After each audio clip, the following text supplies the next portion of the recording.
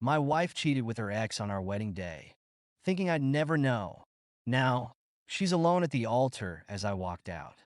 I'm 32, male, and I thought I was about to marry the love of my life.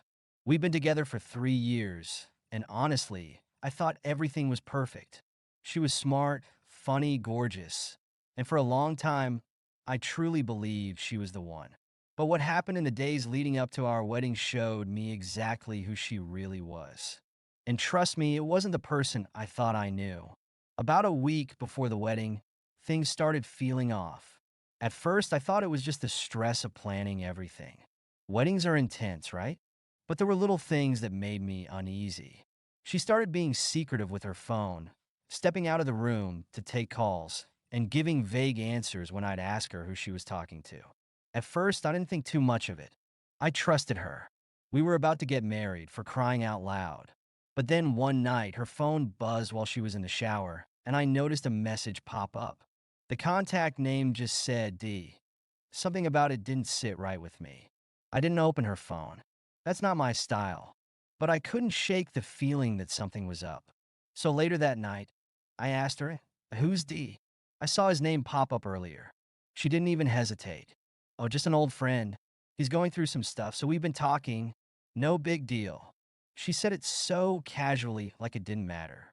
But there was something in her tone that made my gut twist. Still, I didn't push it. I wasn't going to be that guy, the paranoid fiancé who makes a big deal out of nothing. But after that, I started noticing more weird behavior. She'd go out late at night, saying she was meeting up with her maid of honor to go over wedding details, but wouldn't tell me much. She started taking longer to respond to my texts, and when I'd ask how things were going, she'd get defensive, saying I was stressing her out with all my questions. It wasn't until the day before our rehearsal dinner that things really clicked. She was out again last-minute wedding stuff, and I was at home trying to relax. One of my groomsmen called me, sounding weird. "Hey man, I didn't know if I should say anything, but I just saw him at a coffee shop." Okay. I didn't see what the big deal was. She was with some guy. I think it was her ex-man. I froze. "What do you mean, her ex?" "I don't know. I just thought it was weird." They were sitting real close, and it didn't look like they were talking about wedding plans, if you know what I mean. Now, I wasn't the kind of guy to jump to conclusions, but the fact that she'd been acting shady for weeks, and now this, I felt like I'd been punched in the gut. My fiancée was meeting her ex the night before our wedding rehearsal. It wasn't adding up. I didn't say anything to her that night. I needed to think to figure out what the hell was going on. But I had a sinking feeling that everything I thought I knew about our relationship was about to implode. The next morning, I was still reeling. We were supposed to be getting ready for our big day, and here I was feeling like something was seriously wrong. I showed up at the venue early, hoping to clear my head before the rehearsal. That's when I saw her, standing in the corner, talking to someone. I didn't even need to get close to recognize him. It was her ex. I couldn't believe what I was seeing. She was smiling, laughing, and they were standing way too close for comfort. I wasn't sure what was going on, but I knew right then and there that I couldn't just ignore this. I walked up to them, trying to keep my cool, and said, "What's going on here?" Her face turned white. She tried to laugh it off. "Oh, hey, you remember D, right? We're just catching up." "Catching up?" I repeated, my voice tight. "We're getting married tomorrow, and you're catching up with your ex? Are you serious right now?" D had the nerve to stand there like nothing was wrong, his hands shoved in his pockets, smirking. I wanted to punch him right then, but I wasn't going to give him the satisfaction of seeing me lose it. Instead, I turned to her. "Tell me the truth. What the hell is going on?" She started stammering, trying to explain. "It's not like that.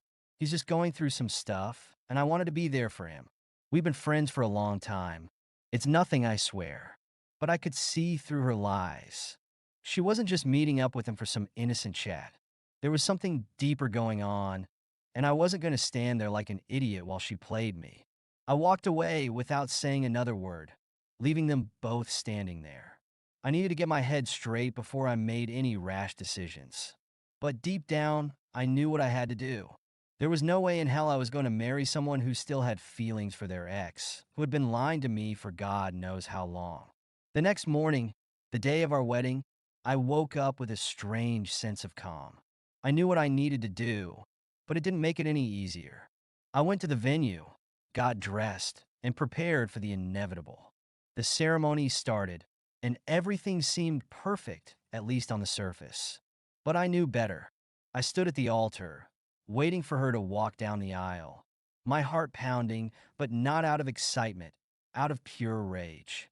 The music played, and there she was looking like she had no idea what was coming. She reached the altar, and as the officiate began the ceremony, I stopped him.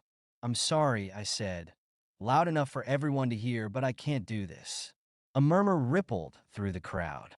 Her eyes widened in shock, and she whispered, "What are you doing?" I ignored her and turned to the guests. "I need to be honest with everyone here. Something's been going on that most of you don't know about.